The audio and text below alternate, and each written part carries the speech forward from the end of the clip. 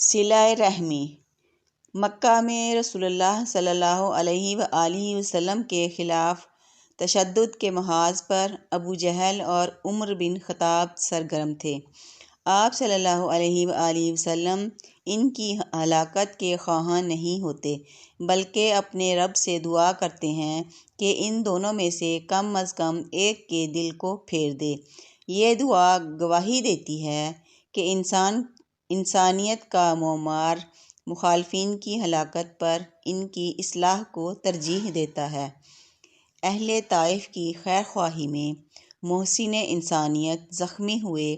ان حالات میں بھی رحمت عالم صلی اللہ علیہ وآلہ وسلم اپنے مقدس لہو میں بھیگی دعائیں اہل طائف کی نذر کر رہے تھے۔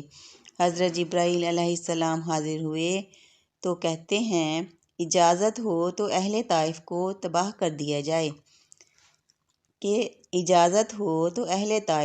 تباہ و برباد کر دیا جائے۔ لیکن آپ صلی اللہ علیہ وآلہ وسلم فرماتے ہیں، نہیں، یہ لوگ نادانی کی وجہ سے غلط روش پر چل رہے ہیں۔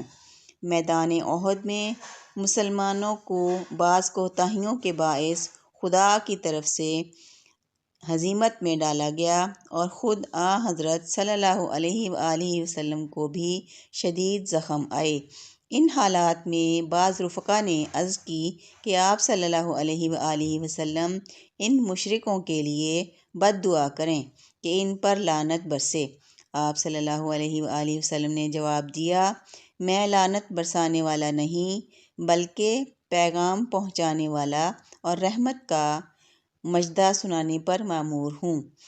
غزوہ خیبر کے موقع پر حضرت علی کو ہدایت فرمائی، اے علی، اگر تمہارے ذریعہ سے ایک شخص کو بھی ہدایت ہو گئی تو یہ تمہارے لیے سب سے بڑی نعمت ہوگی۔